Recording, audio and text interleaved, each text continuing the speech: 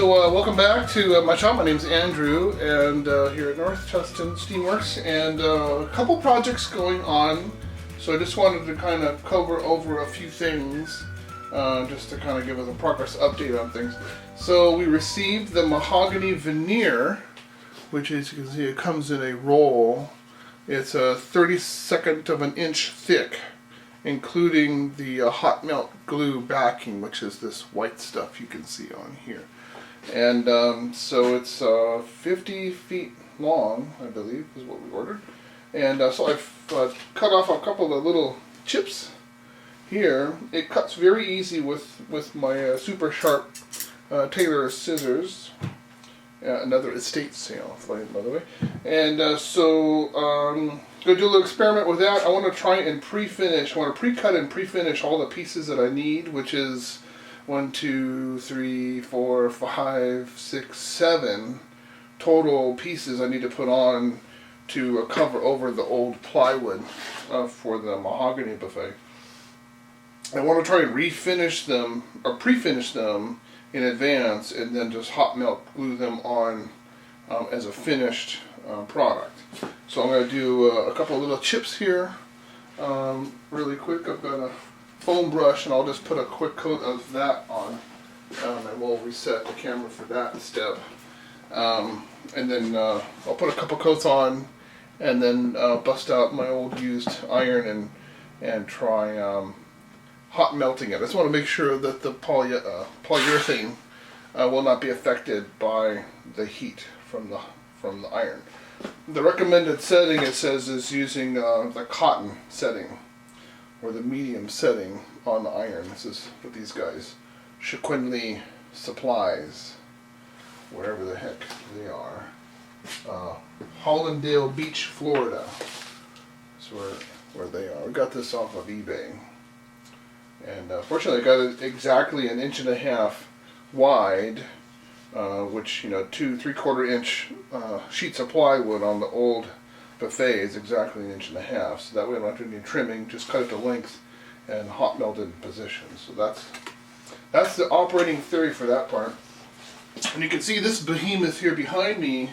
In working on this project and trying to access all of the wood cutting and woodworking tools, it was very frustrating because I needed to be able to pull my different planers out, and then when I'm done, put them back. And I didn't really have a good place to keep them all, so they just ended up accumulating on the bench. I've got this drawer down here, which I don't think is on camera, and it's just some drawer out of some old dresser or something, and it's very old and rickety and very difficult to close when all of this is in. So I designed this drawer. It's just wide enough to fit in between these two legs, which is down into the bench here, with 1 inch left over for these full-length rollers. So it'll operate just like this drawer does, which is that on camera? Let me just check. Yeah, you can see that. So it's the same technology here, and allows you to pull the drawer all the way out and access the full depth of the drawer. So and it's 100-pound max weight. So likewise, I'm preparing to install this box in place of this box, so it'll be just down here underneath. And I'm trying to get to that tonight. We'll see how it goes. But I've got everything kind of in here, and then I decided for this one to add a little rail halfway down inside of the box, which you can see there. So everything will slide inside of here, so I have like an additional tray that's just sitting there, so it'll be easy to remove. So I got like all my chisels and my spoke scrapers for scraping a spoke, and here's a much larger one for scraping a spoke. So it goes in here, so something like the chisel section, and then over here actually I have all my different staplers and staple boxes and things, and my hammer stapler and some hand staplers, which never really had a good home, but I use all the time, especially for the garden chair project that we just completed. We needed about 100 staples, and it was really a pain keeping that managed. And then making this so that it slides easily, I just took some wax. Where'd my candle go?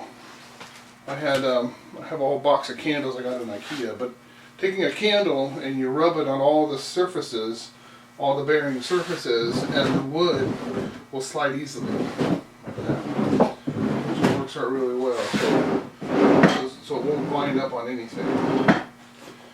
So that's what this is all about. So I'm going to clear out this space down here and prepare to at least install the rails under the bench. These are 22 inches long, and I'm going to have to examine the legs though, because I'm not sure that I'll be able to actually install it as is.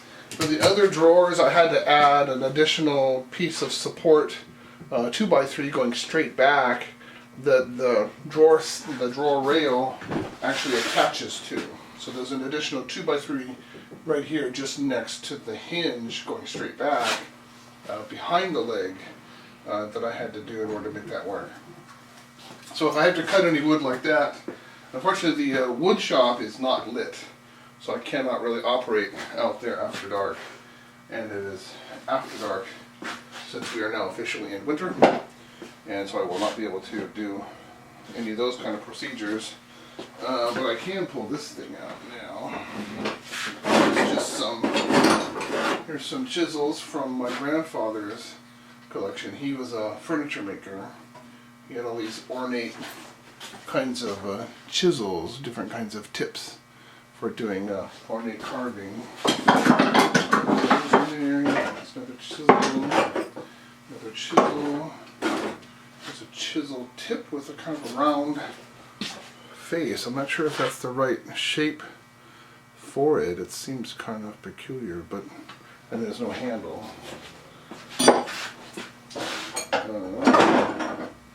It's a funky old chisel, little one. This is a little jack plane, but it's missing the part that holds the blade in place. It's missing, so it'll never work until that is found. But fortunately, it's the same as my father's, which I inherited, and made in the USA. And it looks like, just based on comparing the two, that I might be able to use this one on here, so that might be at least a way I can go back and forth. If I need one that's slightly shorter, I can switch, or at least use it for spare parts, because everything else is the same. It's got this same part here that's adjustable to set the height of this part of the planer. Everything else is the same. It's beautiful condition. It's just too bad that was missing. You know, when I was at the estate sale where I picked this up, I looked a lot around to try and find this part, but I couldn't find it anywhere, so unfortunately that's a goner. Oh, it's got a slightly different way to adjust the blade position. If you turn this screw, the screw goes up. You turn this wheel, and the wheel goes up this threaded shaft, and that causes the blade to advance. Slightly different design. My father's has a wheel like this that you just unscrew to pull the blade back and screw it in to make the blade extend. Kind of a different design. Alright, so I'll put all those in there. Here's some rasp files, flat and round. I'll just drop these right in the middle, I think. And then I also found this at some estate sale. It's a kind of a funky stamped metal planer. The blade is brutalized. I don't even think the blade is in the right angle. I think it's upside down. If I'm looking at it right. Like my dad's? Well, maybe I guess it is right. It just looks funky. And but the blade has a curve to it. It's been heavily worn and never really properly sharpened, so that would have to be taken care of. And it's just a simple, got a pin here with a screw to hold it in position, and it looks like it's a converted carriage bolt there that's being used to set the blade in position or some silly thing like that. Anyway, I thought it was a curiosity. I don't know if I'll ever use it for anything, but it's a very small unit and it still needs to be sharpened anyway, so I'll just drop it in there. And then that makes this empty drawer, and I can pull it out. So you can see this is what I've been using for all my planers and things for the last year, is this funky old little drawer that was actually part of the detritus that was here in the shop when I bought this property a year and a half ago. So let's set it here out of the way. It's very heavy. It's all particle board, or no, all plywood. But so I might disassemble it later and use it for something else. As I constantly am doing around here. I'm constantly taking apart one thing and ripping it up and reusing it for something else. And reuse. So at that point, I think, well here, let me do a quick tape measure. Here's my tape measure, here we go. I'm going to drop down here and take a look at my cabinet and see how we're doing. It's full 24 inches from back leg to front leg. And the space between the legs is 20 3/4. So 20 3/4.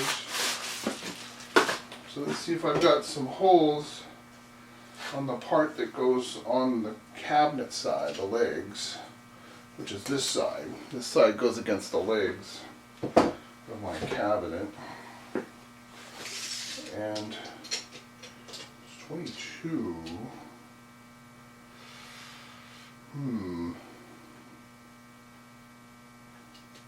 There is one hole there at the very end, and one here at 21 1/4. I don't think that's going to be enough.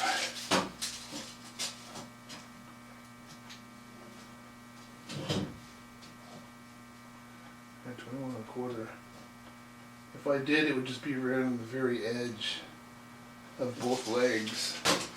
And this thing with a lot of weight, a lot of very heavy tools will go in here all the time. So I think definitely I'm going to have to measure off a couple of 2x3s and have them cut off and inserted in and do it that way. So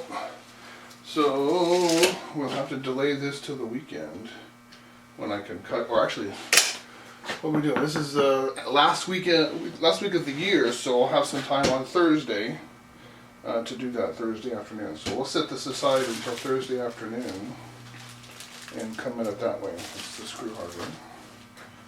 Okay, let's reset the camera and we'll go take a look at putting some finish on this veneer. So one other thing I forgot to mention, we also received today in today's mail one of the rolls of material that we're going to be using for the next batch of garden chairs. It's typical material that they used to use for those old aluminum garden chairs. Of course, we're making ours out of upcycled 2x4s, and but this is one of the color patterns that my wife selected to use for one of the chairs we're going to be making that is actually currently being painted out in the wood shop. So I just want to share that with you guys. Okay, let me reset now and do the polyurethane. Okay, so here's my little sample pieces. And I've got my Helmsman clear gloss polyurethane stuff we've been using here for a lot of projects. And just want to dab on some on here, and then maybe in the morning I'll come out and try hot melting the wood on just to make sure that it'll stick. Okay, hey, this is sticking to the brush. Hang on a second.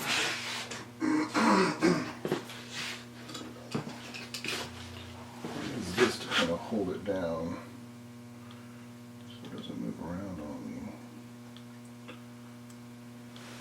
There we go. Now we can do it. Can you see that? So So it's taking a nice finish. It looks very similar to the wood I used for the buffet. So that's a good thing. Yeah.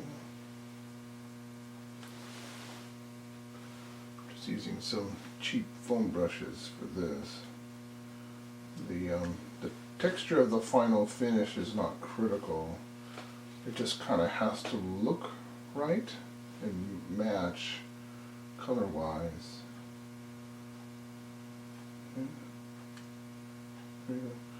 Now I notice that now that I'm applying this polyurethane, maybe you can see it there on the camera, the wood is curling. It's deforming because just one side. Where are you? There you are. Let me zoom that in a little bit. It's starting to curl up,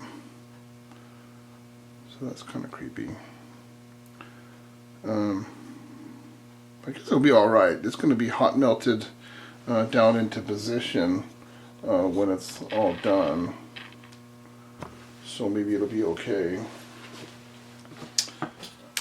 So in reviewing the pieces of veneer, I'm noticing that there's a lot of fibrous surface, something like the surface was not as smooth as I thought, so I went ahead and took another piece, and this time I rubbed it down with some 4O steel wool, and so then I put see if I can do the focus here. You can see the reflection. Is that in focus? Here, let's do it this way. That the finish is much smoother, so definitely this veneer, before I apply any polyurethane, is going to have to get rubbed down with some steel wool just to make sure it's real smooth. But this is a much smoother finish. So I guess the other thing I wanted to share is decided I wanted to start wearing this kind of an overcoat, lab coat thing. So actually I have two, a blue and a gray, just because there's so much muck and dust and yuck and all these projects that I'm doing that I wanted to kind of protect the regular clothes that I'm wearing and make this so that I can just wash and bleach it and not have to worry about any color fade issues, and that it would actually protect the rest of my clothing. So I've got a couple of lab coats. It's kind of fun. Never wore a lab coat before in my life, so. That's, I guess, an update of what's going on. I still have